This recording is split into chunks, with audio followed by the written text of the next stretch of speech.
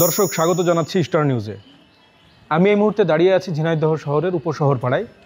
আমি আপনাদেরকে দেখানোর চেষ্টা করব যে এই মহল্লাবাসী কিভাবে জলাবদ্ধতার শিকার হয়েছেন। ড্রেনেজ ব্যবস্থা না থাকায় এবং অপরিকল্পিতভাবে বিভিন্ন ভবন এবং শহর গড়ে ওঠায় এই জলাবদ্ধতা সৃষ্টি হয়েছে। এখানকার স্থানীয় যারা বাসিন্দা তারা জানিয়েছেন যে পৌরসভার পক্ষ থেকে এখানে ড্রেনেজের একটা ব্যবস্থা ছিল, কিন্তু সেই ড্রেনেজ ব্যবস্থাটির সংস্কার হয়নি কখনো। ড্রেনের স্ল্যাবগুলো ভেঙে গিয়েছে, কোথাও কোথাও ড্রেনে রয়েছে আপনার ময়লা আবর্জনায় ভরে গিয়েছে ড্রেন, যে কারণে এখানে এই ড্রেন দিয়ে পানি বের হতে পারছে না।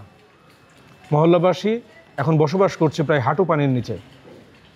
প্রত্যেকটি ভবনে আমরা এখানে এসে যেটি দেখতে পেয়েছি সকালে, যে প্রত্যেকটি ভবনের নিচতলার ফ্লোরগুলো কিন্তু পানি ঢুকে গেছে। স্কুলগামী শিক্ষার্থী সহ কর্মজীবী মানুষ তারা এই রাস্তা ব্যবহার করে চলাচল করতে তাদের ভোগান্তি পোহাতে হচ্ছে। এবং আপনারা দেখছেন যে আমার পেছনে কিন্তু যারা এই মহল্লার ছোট ছোট বাচ্চা আছে এবং বিভিন্ন মানুষ, তারা এই জলাবদ্ধতার ভিতরে তারা এখানে মাছ শিকার করছে। এটি একটি পৌরসভার চিত্র, এটি একটি জেলা শহরের পৌরসভার একটি গুরুত্বপূর্ণ মহল্লার একটি চিত্র। আপনাদেরকে যদি একটু জানিয়ে রাখি যে ঝিনাইদহ শহরের স্থানীয়দের সাথে কথা বলেছি, তারা জানিয়েছেন যে দীর্ঘদিন এই ড্রেনটি সম্প্রসারণের দাবি জানানো হলেও তারা এই ড্রেন সম্প্রসারণ করেনি পৌরসভা কর্তৃপক্ষ। এবং আমরা এখানে এসে দেখতে পেয়েছি যে পচা পানিতে এই পচা ময়লা আবর্জনা মিলেমিশে একটি উৎকট দুর্গন্ধ এই পানিতে আমরা দেখতে পেয়েছি। আমি যদি কয়েকজনের সঙ্গে কথা বলার চেষ্টা করি, এই মহলার দিকে ওইদিকে খুব ড্রেনের পানি জমে আক্রান্তে হাঁটাচলা করা যায় না। ছোট বাচ্চা ছেলেপেলে যারা স্কুলে যাতায়াত করছে এদেরকে খুব সমস্যা হচ্ছে, কারণ এরা জুতা কেস পরে যাইতে পারছে না, আসতে পারছে না।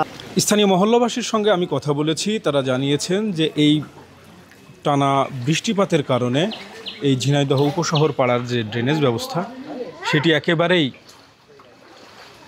নাজুক অবস্থা তৈরি হয়েছে। পাশাপাশি এই উপশহর পাড়ায় যে জলাবদ্ধতার সৃষ্টি হয়েছে সেই জলাবদ্ধতার কারণে স্কুলগামী শিক্ষার্থীরা ভোগান্তিতে পড়ছেন, কর্মজীবী মানুষ যারা আছেন তারা এখানে যাতায়াত করতে ভোগান্তিতে পড়ছেন। পানিতে দুর্গন্ধ ময়লা আবর্জনা মিলেমিশে একাকার হয়ে গেছে, যে কারণে চর্মরোগ সহ বিভিন্ন ধরনের রোগের সংক্রমণ বাড়ছে এই মহল্লায়। স্থানীয়রা জানিয়েছেন যে পৌরসভা কর্তৃপক্ষের কাছে তারা বিভিন্ন সময়ে এই ড্রেনেজ ব্যবস্থা উন্নতকরণ এবং এই জলাবদ্ধতা নিরসনের কার্যকর পদক্ষেপ নেওয়ার জন্য তারা বারবার পৌরসভায় দ্বারস্থ হয়েছেন, কিন্তু পৌরসভার কর্তৃপক্ষ এ বিষয়ে কার্যকর পদক্ষেপ এখন পর্যন্ত গ্রহণ করেনি। ঝিনাইদহ থেকে শাহজাহান নবীন, স্টার নিউজ।